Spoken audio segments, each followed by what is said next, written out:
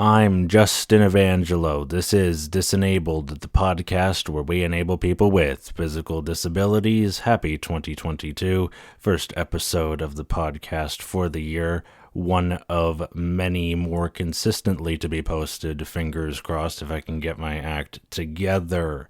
As of the time of this recording, the 2022 Beijing Winter Olympics have come to a close. And seeing as how this is a disability-centric podcast, I have a disability and I am a huge proponent of athletics, whether it's people who are disabled or not participating in them.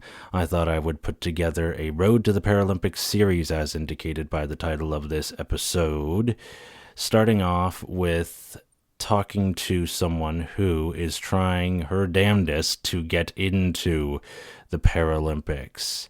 The series will feature some conversations with some Paralympians, both summer and winter, and if it catches on, I will obviously reboot it every Paralympic season, if you will. It'll also feature some discussions from my archive when this was a staple radio show on Trent Radio of possible efforts to get prospective adaptive sports into the Paralympics in the next 2, 4, 8, 10, or 12 years. You just never know what the future holds. Without further ado, here is part 1 of my conversation with a blind snowboarder who is planning to one day shred for gold. Enjoy. Emily Trepanier, everybody. We started early. Take 2 because we were supposed to do this last week, but it fell through. So here we are. Hope all is well. You just hit the slopes yesterday, and Sure did. how was it? First time in how long? It's been a while, hasn't it? A year and a half. Oh my God. Yep. 18 months without your feet I strapped know. to a board, flying down a hill at the speed of light. I was so excited leading up to yesterday. Met my coaches, met my new guides. We ate some snow because I fell a few times. Great. That's okay. That just means I'm working hard.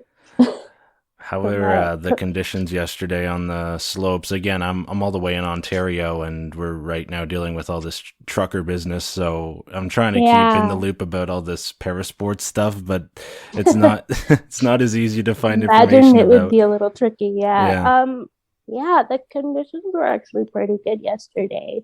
Neat thing about snowboarding on a mountain versus a hill in Ontario is that because it's so much bigger, it seems to be affected by the weather. So if it's like really warm out, as the day goes on, the snow will actually change a bit in spots where like the sun is really like hitting the snow. What, it'll get more packed or something like that?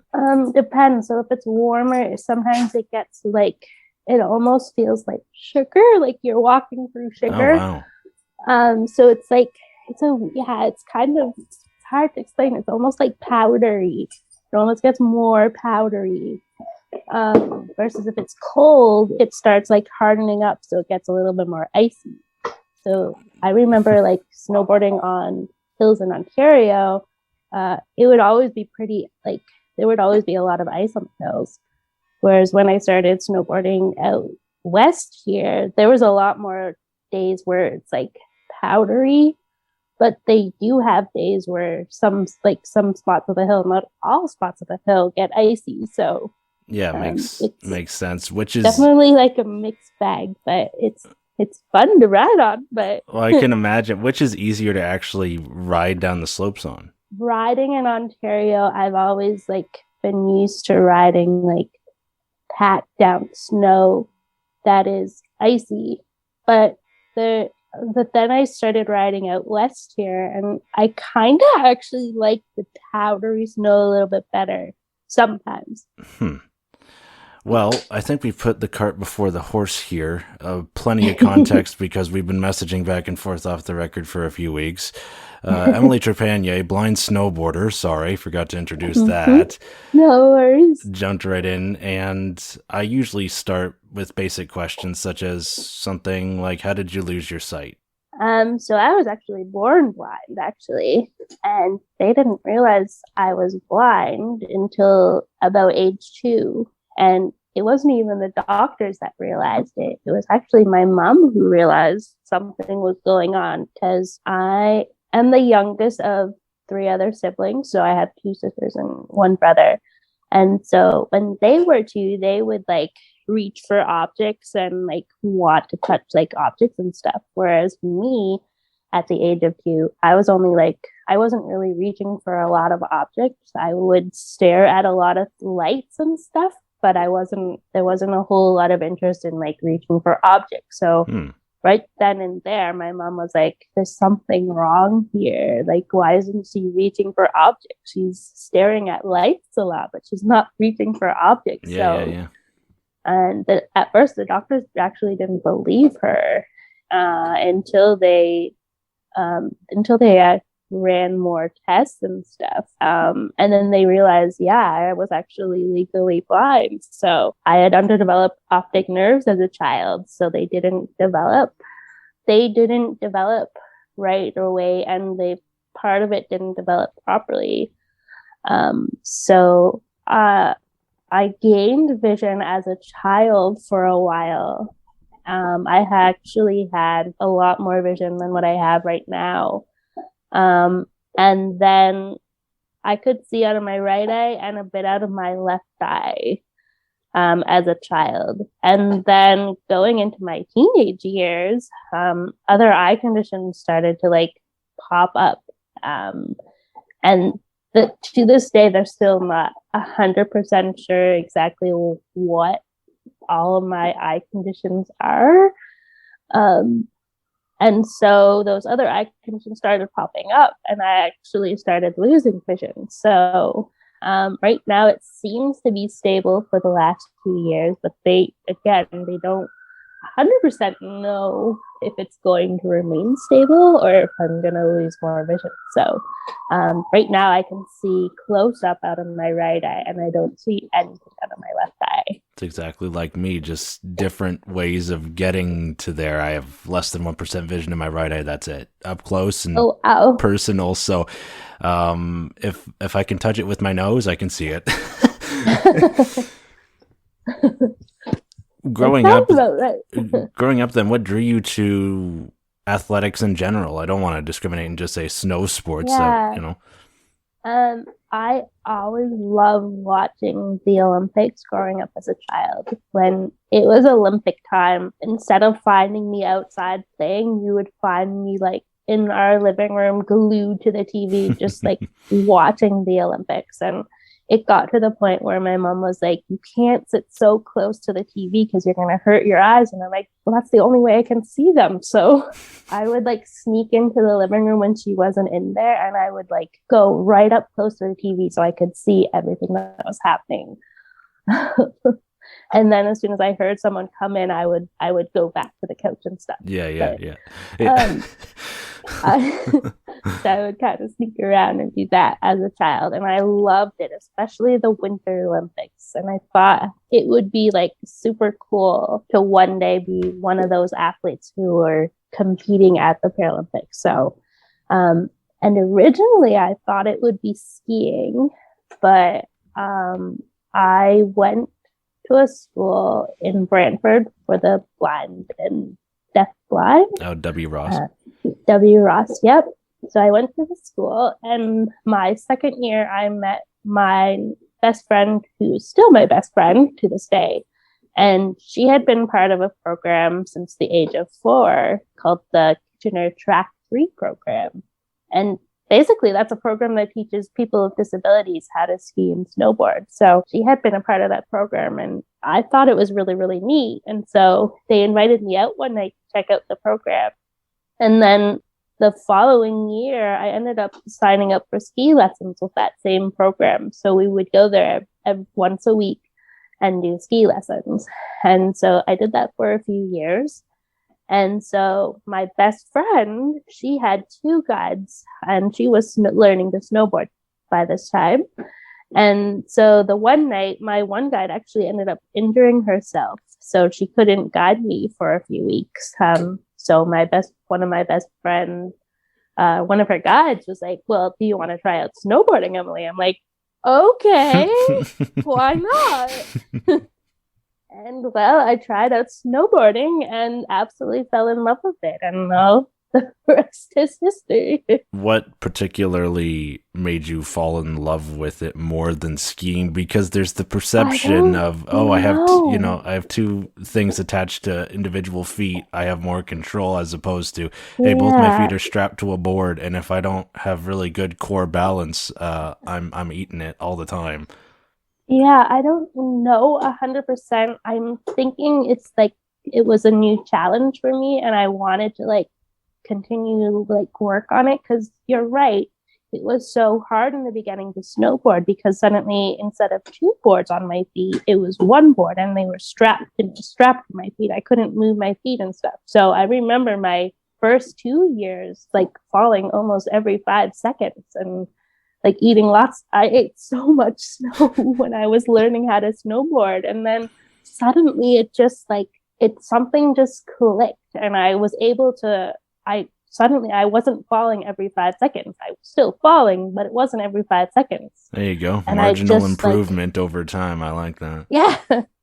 And so I don't know, I think I just really like the challenge, I guess. Like I don't know. Like I just sort of fell in love with snowboarding. I haven't been on skis since, so. So how do you go from that to shooting for a spot at the Paralympics to win gold? That's a huge leap and not a lot of time. Yeah. So as I said, growing up, I always thought it would be like going to the Winter Paralympics for skiing. And then when I started snowboarding, I was like, well, this would be kind of neat to be a snowboarder going to the Paralympics.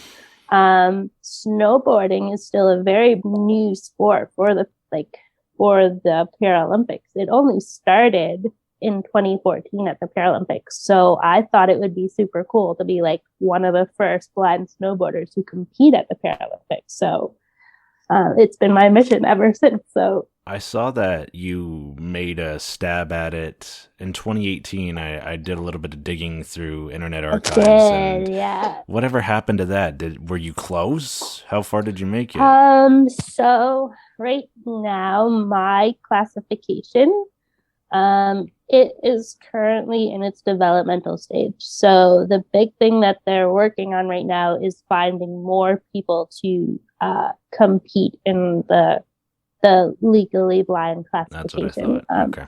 Yeah, so that's kind of what's the I guess like standing in the way of it becoming quite like into the Paralympics, but the sport is growing. It's just taking time for it to grow. So Is there national championships or competitions between even two countries to get you started? I'm just thinking in terms of blind men's hockey actually just had one of its first national championships between the States and Canada.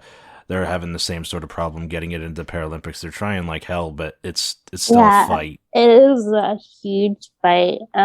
There's things that are coming down the road for the sport.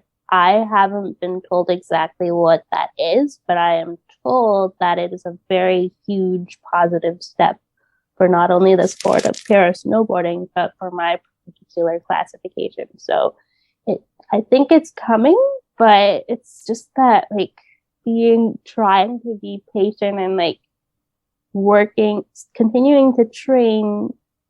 It's kind of like a bit of a waiting game. And I've definitely been encouraged a lot by like Team Canada and also like when I was in Ontario, and the race team that I'm a part of now, they're actually working with some of the top Canadian snowboarding coaches as well. So it's coming, but it's like everything. It's taking time, and you're right. It's a battle because there's a lot of people that want to see it in the Paralympics, but they're just like still developing it. So in terms of like national competitions, I've not heard of anyone. There might be some in like some of the countries that are overseas. There might be some there, but I'm not 100% sure. So the really cool thing is that just before the pandemic hit, I actually made a connection with a huge group in the United Kingdom who are also blind snowboarders and are also working on getting the sport into the Paralympics. So that was kind of cool. And I've been sort that's of the like, last place I would have thought, wow, yeah, there's right? plenty of blind snowboarders in England and Ireland and Wales. It sounds like it's a huge group of them too. Where do they snowboard? What's their ground I zero? I wonder. So I don't 100% know because so I've talked to them a bit, but I'm hoping to talk to them a bit more soon again. Because once the pandemic hit, things kind of got like delayed and shut down for a while. So now that things are starting to open up, I'm hoping to be able to talk to them a little bit more to learn. But it sounds like they do a lot of traveling to different mountains and stuff. What mountains they go to, I'm not 100% sure, but from the sounds of it, it's like a pretty big group there. So, hey, wherever they go, they're obviously, you'd like to think, practicing, obviously. So they're finding a way to, and again, the UK, you don't think of them getting pounded with snow either. So it's what, no, so they're definitely traveling. I just don't 100% know exactly where they would be going. That would be close for them, but still like enough snow to be practicing and like racing and stuff. So such a fantastic conversational guest to have on. Nothing felt forced in that interview. The grandfather clock from my recording space made it in, and I didn't want to edit it out because it would have compromised the audio way too much. So there you have it. Look forward to part 2. There's plenty more audio where this came from, and Emily just continues to talk more in depth about her road to the Paralympics and her want to one day compete and shred for gold. If you would like to reach out to her, I have linked all of her social media accounts relating to Team Starfish down below. That will make a little bit more sense. That name will make a little bit more sense as these parts continue to air and she gets a little bit more in depth on what Starfish means and how she got that moniker. Again, in the episode's description, as well as a way to contact me, disenabled.podcast@gmail.com. Again, all in the episode's description. I also want to remember to tell all of you listeners that you can rate the podcast. Feedback constructive only, please. Please be as nice as possible as to how I can create better content for all of you listening. And the next Disenabled episode, as cliche as it sounds, will be delivered to you sooner than you realize. Until next time, cheers.